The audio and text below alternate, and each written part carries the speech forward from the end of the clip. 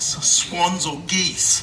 The men would then throw the returning boomerangs out on top of the birds. The returning boomerang would do a circle or a few circles, and the men would always whistle like a bird of prey.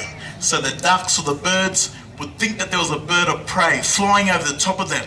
And what the ducks or the birds did when they were scared or in defense was all huddle very close together, then fly low along the water. And up further would be hunters with nets strung across the river, and also larger hunting or killer boomerangs. Dance the boomerang, Aborygeni.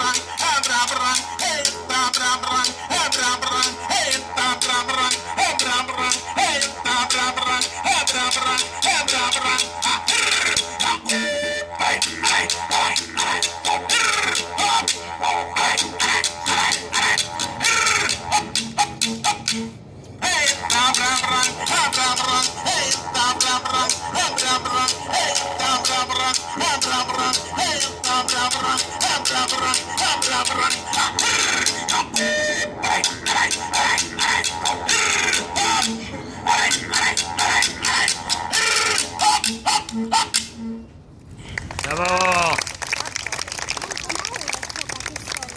Bardzo zdolny. What we'd like to do now is take a short break from the dancing while we have a didgeridoo solo. Didgeridoo is the most common name for this instrument here in Australia and throughout the world. But here in Australia, we have over 250 different Aboriginal languages. Then we have different dialects as well. So we have over 600 different Aboriginal languages here in Australia. Just here in the Gold Coast area, we have about 7 different dialects. The didgeridoo, it was not played in all parts of Australia, mainly Queensland, far north Queensland and Northern Territory, Arnhem Land. Where they say didgeridoo originated from, up there in Arnhem Land, they call this instrument Yidaki. Cape York, they call it Ladawa. North Queensland, they call it Yigi Yigi. Southeast Queensland, they call it Bitayamando, which means to throw out sound from wood. The didgeridoo is strictly a men's instrument, only to be played and touched by men only. Here in the Gold Coast area, the women, they had their own instrument. It was a lap skin drum made out of possum skin. The women would stretch the skin of the lap, they beat that in time with the music, and that was strictly a woman's instrument. In Aboriginal culture, we always have the women's business, the men's business. Then a time to come together and share.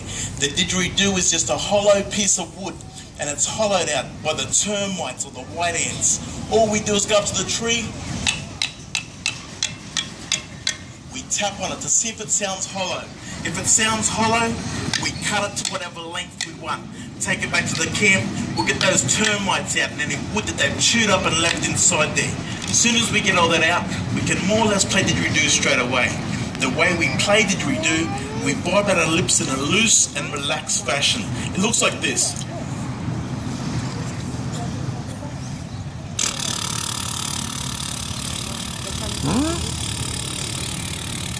If you do that correctly, you should get this sound.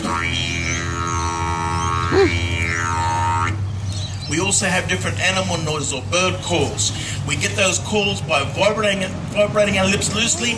This time we use our voice and we throw our voice up through didgeridoo at the same time. And then of course there is circular breathing. Circular breathing allows us to play didgeridoo continuously for a long time without stopping. We don't actually blow out and breathe in at the same time. That's humanly impossible. So what we do is we fill our cheeks up with the air first. As we squeeze that air out slowly,